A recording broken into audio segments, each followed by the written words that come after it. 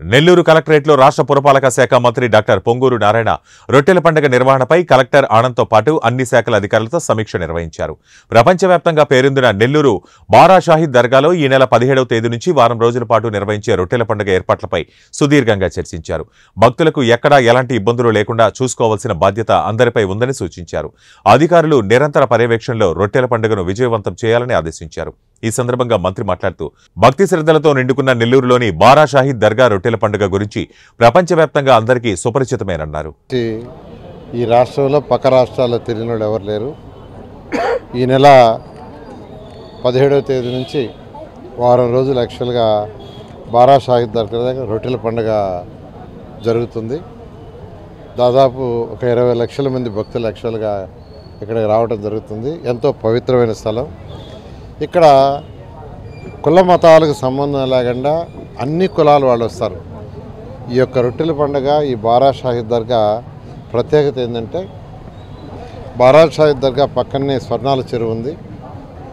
స్వర్ణాల చెరువులో ఒకరు రొట్టెలు వదిలితే మరొక రొట్టెలు పట్టుకుంటారు. ఆ రొట్టెలు పట్టుకునేటప్పుడు ఏదో కోరిక, అంటే చదువు విషయం, పెళ్లి విషయం, లేకంటే ఫ్యామిలీ విషయం, ఏదో కోరుకుని యాక్చువల్గా రొట్టెలు పట్టుకోవటం. ఆ పట్టుకున్న వాడు కోరిక తీరితే మళ్ళీ నెక్స్ట్ ఇయర్ వచ్చి మళ్ళీ వాళ్ళు రొట్టె వదులుతారు, దాన్ని కోరి పట్టుకుంటారు. అలాంటి ఆనవాయితీ, అటువంటి నమ్మకం. ఇది సంవత్సరానికి భక్తుల సంఖ్య పెరుగుతుందంటే వాళ్ళు ఏదైతే అనుకున్నారో అవి అయినాయని అనే నమ్మకంతో ఈరోజు ఈ బారా షాహిద్ దర్గా దగ్గర ఈ రొట్టెల పండుగ జరుగుతుంది. ఇది 414 సంవత్సరాలకు పైగా చరిత్ర కలిగిన ఈ దర్గా. దీనికి 2014 నుంచి 19 దాకా నేను మినిస్టర్గా ఉన్నప్పుడు ఎంతో డెవలప్ చేశాం. ఎందుకంటే 2014 ముందు ఆ బారా షాహిద్ దర్గా దగ్గరికి అసలు రొట్టెల పండుగ రావాలంటే భయపడేవాళ్ళు. ఎందుకంటే ఆ నీళ్ళలో పురుగులు, అక్కడే లారీలు కడిగేవాళ్ళు, కార్లు కడిగేవాళ్ళు, అక్కడే టాయిలెట్స్, అక్కడే యూరిన్. అలాంటిది ఆ రోజు మేయర్గా ఉన్న అజీజ్ గారు ఉండేవారు. వారి యొక్క దీంతో ఆ ఏరియా మొత్తాన్ని చక్కగా ఆడ ఘాటు కట్టాము. ఆ తర్వాత వచ్చి రోడ్లు వేసాము, సిమెంట్ రోడ్లు, ఒక హాల్ కట్టాము.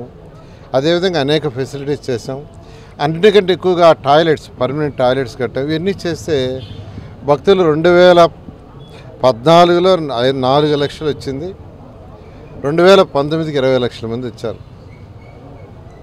మళ్ళీ ఈరోజు తెలుగుదేశం ప్రభుత్వం, ఎన్డీఏ ప్రభుత్వం వచ్చింది. ముఖ్యమంత్రి గారు కూడా ప్రత్యేకంగా దీని మీద శ్రద్ధ వహించమని ఇన్స్ట్రక్షన్ ఇచ్చారు. దాని మీద యాక్చువల్గా ఆల్రెడీ అధికారులతో 2 సార్లు మాట్లాడడం జరిగింది. ఇవాళ మళ్ళీ కలెక్టర్ గారి యొక్క ఆధ్వర్యంలో ఈరోజు దాని మీద డీటెయిల్గా డిస్కస్ చేసి వచ్చిన ఎవరికి కూడా డ్రింకింగ్ వాటర్ ఇబ్బంది లేకుండా, తర్వాత టాయిలెట్స్ సంబంధించి, ఎందుకంటే ఇంతమంది వచ్చేటప్పుడు ఎక్కువగా ఇబ్బంది పడేది టాయిలెట్స్, పరిసర ప్రాంతాలు హైజీనిక్ ఉండేటట్టుగా, అదేవిధంగా హెల్త్కి సంబంధించి కూడా అటు గవర్నమెంటు, తర్వాత ప్రైవేట్ అంబులెన్స్లు అవన్నీ ఉండేటట్టుగా, fire department, electricity department, disable వాళ్ళు ఎవరైనా ఉంటే వాళ్ళకు కూడా ఇబ్బంది లేకుండా చేసేటట్టుగా, ఎవరైనా స్వచ్ఛంద సంస్థలు వచ్చి ఫుడ్ పెట్టేటట్టుకైతే దాన్ని కూడా యాక్చువల్గా ఇన్వైట్ చేసి ఆ క్వాలిటీ ఉండే ఫెసిలిటీ ఏర్పాటు చేయటం, ఇవన్నీ యాక్చువల్గా ఈరోజు కలెక్టర్ గారి ఆధ్వర్యంలో అన్ని డిపార్ట్మెంట్తో డిస్కస్ చేయడం జరిగింది. దాదాపు 95% వర్క్స్ అన్నీ కంప్లీట్ చేశారు. కేవలం ఒక 5% ఉంది. అది కూడా రేపు ఈవినింగ్ అన్నీ కంప్లీట్ చేసి ముందుకు పోయేటట్టుగా ఏర్పాటు చేయడం జరిగింది. Thank you.